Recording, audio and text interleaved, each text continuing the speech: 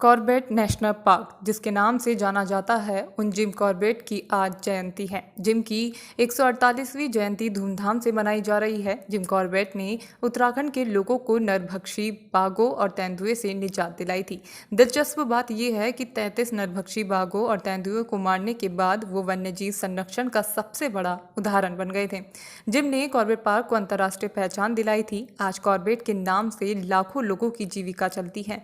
Gym ने 31 साल की उम्र में 19 आदमखोर बाघ और 14 आदमखोर तेंदुओं को ढेर किया था। इस तरह उन्होंने कुल 33 आदमखोर बाघ और तेंदुओं को ढेर कर आम जनता को राहत दिलाई थी। आज उन्हीं जिम कॉर्बेट की जयंती है, जिसके नाम से भारत में पहला वन्यजीव संरक्षण पार्क बना। आज उस व्यक्ति की 148वीं जयंती है। कॉर्बेट प्रशासन उनका जन्मदिन छोटी हल्द्वानी, कालाढूंगी और कॉर्बेट पार्क के धनगढ़ी के मुख्य द्वार पर बनी उनकी स्टैचू पर माल्यार्पण और केक काट कर धूमधाम से मनाता है।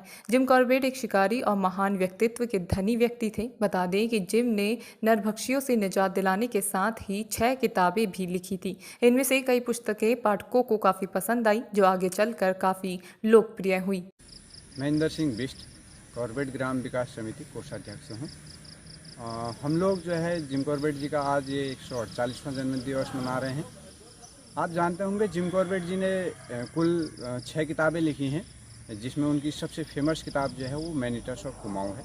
उसके बाद माई इंडिया और फिर जंगल लोर, man eating leopard of Rudraprayag, और उनकी लास्ट किताब जो थी वो उनने केन्या जाके लिखी थी और वो उसका नाम था ट्री टॉप्स। तो उन किताबों को पढ़कर यहाँ बहुत सारे लोग अभी भी आ रहे हैं और इनका घर देखने आते हैं और उनकी कहानियों को सुनने आते हैं। आपको बता दें कि जिम कॉर्बेट नैनीताल में जन्मे थे। एडवर्ड जेम्स जिम कॉर्बेट का जन्म 25 जुलाई 1875 को नैनीताल में हुआ था। नैनीताल में जन्मे होने के कारण जिम कॉर्बेट को नैनीताल और उसके आसपास के क्षेत्रों से बेहद लगाव था। उन्होंने अपनी प्रारंभिक शिक्षा नैनीताल में ही पूरी की। अपनी युवावस्था में जिम कॉर्बेट ने पश्चिम बंगाल में रेलवे में नौकरी कर ली, लेकिन नैनीताल का प्रेम उन्हें नैनीताल की हसीन वादियों में फिर खींच लाया।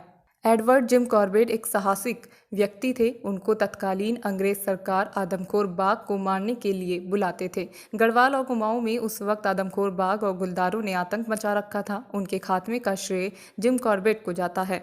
जिम कॉर्बेट साहब का जन्मदिवस मना रहे हैं। यह 148वां जन्मदिवस है। यह कार्यक्रम कॉर्बेट ग्राम विकास समिति और कॉर्बेट टाइगर रिजर्व के संयुक्त तत्वाधान में मनाया जा रहा है। जैसा कि आप जानते हैं, जिम कॉर्बेट एक बहुत फेमस शिकारी थे, लेकिन शिकारी होने के साथ साथ वो एक बहुत संरक्षणवादी भी थे। उन्होंने 1930 के बाद हंटिंग पूरी तरह से बंद कर दी थी और वो वन्यजीव संरक्षण के लिए कार्य करने लगे। उन्हीं के नाम पर जो है हमारे हिंदुस्तान का जो फर्स्ट नेशनल पार्क है, जिसको हम जिम कॉर्बेट नेशनल पार्क कहते हैं, उन्होंने इस समय इसको बनवाया था और ये हमारे हिंदुस्तान का फर्स्ट नेशनल पार्क है। तो जिम कॉर्बेट ने जो है 6 किताबें लिखी हुई हैं, जिसमें जिम कॉर्बेट की बहुत सारी कहानियाँ हैं, चाहे इसमें छोटी हल्द्वानी हो, चाहे कालाडूंगी हो, चाहे अन्य कुमाऊँ का एरिया हो। तो ये बहुत ही एक अपने आप में बहुत अच्छी कहानियाँ हैं। तो इससे जो है हमको यहाँ पे जो है रोज़गार भी मिला हुआ है, जिसमें छोटी हल्द्वानी हो, कालाडूंगी हो। जो है जिम कॉर्बेट की बहुत सारी यहाँ पर लेगेसी है। चाहे उनका छोटी हल्द्वानी गांव है तो इसमें जिम कॉर्बेट के द्वारा बनाई गई चौपाल है, एक मोती सिंह का घर है, एक उनके द्वारा बनाई गई यहाँ पे वॉल है, जिसको हम कॉर्बेट वॉल कहते हैं, जो क्रॉप प्रोटेक्शन के लिए बनाई थी गाँव वालों के लिए। तो ये बहुत सारी हमारे पास लेगेसी है। जैसे यहाँ पे एक आयरन फाउंड्री भी है, जहाँ ब्रिटिश टाइम पर लोहा बनता था। इसके अलावा यहाँ बौर कैनाल है, जहाँ पे जिम कॉर्बेट अपने जो उनका जंगल स्टूडियो था, जहाँ पे वाइल्ड लाइफ की मूवी बनाया करते थे। ये सारी लेगेसी हमारे पास है। और इस कार्यक्रम में जो उद्देश्य है लोगों को जागरूक करना, कंजर्वेशन, पर्यावरण संरक्षण के लिए जागरूक करना। साल 1907 में चंपावत में एक आदमखोर 436 लोगों को अपना निवाला बना चुका था। तब जिम कॉर्बेट ने लोगों को आदमखोर के आतंक से मुक्त कराया था। जिम ने 1910 में मुक्तेश्वर में जिस पहले तेंदुए को मारा था, उसने 400 लोगों को मौत के घाट उतारा था, जबकि दूसरे तेंदुए ने 125 लोगों को मौत के घाट उतारा था। उसे जिम ने 1926 में रुद्रप्रयाग में मारा था। जिम कॉर्बेट ने अपनी जान की परवाह न करते हुए एक के बाद एक सभी आदमखोरों को मौत की नींद सुला दिया था। कहा जाता है कि जिम कॉर्बेट ने 31 साल में 19 आदमखोर बाघ और 14 आदमखोर तेंदुओं को ढेर किया था। इस तरह उन्होंने कुल 33 आदमखोर बाघ और तेंदुओं को ढेर कर आम जन को राहत दिलाई थी। जिम कॉर्बेट ने 1915 में स्थानीय व्यक्ति से कालाढूंगी क्षेत्र के छोटी हल्द्वानी कालाढूंगी में जमीन खरीदी और यहाँ घर बनाया। जिम सर्दियों में यहाँ रहने के लिए आते और 1922 में यहाँ रहना शुरू कर दिया। गर्मियों में नैनीताल में रहने के लिए चले जाते थे। उन्होंने छोटी हल्द्वानी यानी कि कालाढूंगी में अपने सहयोगियों के लिए अपनी 221 एकड़ जमीन को खेती और रहने के लिए दे दिया, जिसे आज कॉर्बेट का गाँव छोटी हल्द्वानी के नाम से जाना जाता है। उस दौर में छोटी हल्द्वानी में चौपाल लगा करती थी। साल 1947 में जिम कॉर्बेट देश छोड़कर विदेश चले गए और कालाढूंगी स्थित घर को अपने मित्र चिरंजीलाल साहब को दे दिया। साल 1965 में चौधरी चरण सिंह वन मंत्री बने तो उन्होंने इस ऐतिहासिक बंगले को आने वाली नस्लों को जिम कॉर्बेट के महान व्यक्तित्व को बताने के लिए चिरंजीलाल साहब से 20,000 देकर खरीद लिया और एक धरोहर के रूप में वन विभाग को सौंप दिया। आज देश विदेश से सैलानी कॉर्बेट पार्क के साथ ही कॉर्बेट के गाँव छोटी हल्द्वानी इनकी धरोहर को देखने आते हैं। देखिए हम सभी वन्यजीव प्रेमियों के लिए बहुत विशेष दिन होता है। आज जो 25 जुलाई है उस दिन जिम कॉर्बेट साहब का जन्मदिन मनाया जाता है और कॉर्बेट पार्क की स्थापना के पीछे उनका बहुत महत्वपूर्ण रोल था। उसके अलावा वो एक बहुत सज्जन व्यक्ति थे। यहाँ उनको लोग कई और रूप में भी जानते हैं, वो केवल शिकारी नहीं थे, वो यहाँ कारपेट साहब थे और गोरा साधु भी उनको कहा जाता था।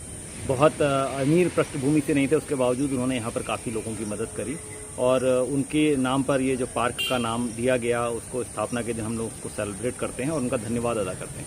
ये देखिए, कॉर्बेट पार्क को बनाने के पीछे जब जिम कॉर्बेट साहब ने सोचा तो उस समय मुख्य जो था वन्यजीव संरक्षण था, लेकिन आज के समय में वन्यजीव संरक्षण का फ़ायदा बहुत मिला है।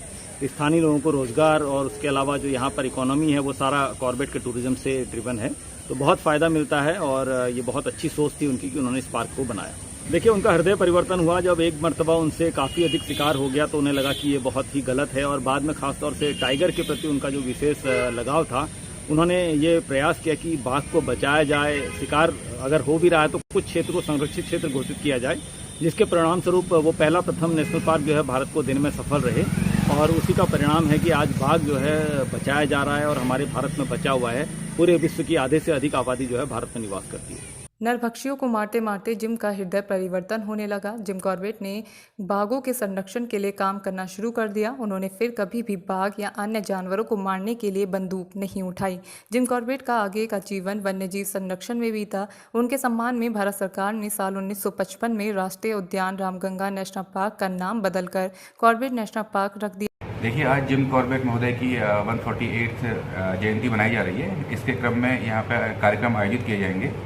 धनगढ़ी स्थित कॉर्बेट इंटरप्रिटेशन सेंटर में एक कार्यक्रम आयोजित किया जा रहा है और साथ ही साथ कालाढूंगी जो कॉर्बेट म्यूजियम है उसमें भी माल्यार्पण से लेके प्लांटेशन और स्वच्छता कार्यक्रम आयोजित किए जा रहे हैं। देखिए, कॉर्बेट जो नेशनल पार्क है इसका पहले नाम हैरी नेशनल पार्क था, उसके बाद इसका नाम रामगंगा नेशनल पार्क हुआ और उसके बाद जो शूटर से नेचुरलिस्ट बने जिम कॉर्बेट महोदय की याद में इसका नाम Corbett tiger reserve Corbett national park किया गया और कालांतर में इसका नाम अभी कॉर्बेट टाइगर रिजर्व है। जिम कॉर्बेट नेशनल पार्क आज विश्व में बाघों की राजधानी के रूप में जाना जाता है। यहाँ हर साल देश विदेश से वन्यजीवों के दीदार के लिए लाखों की तादाद में पर्यटक रामनगर पहुँचते हैं।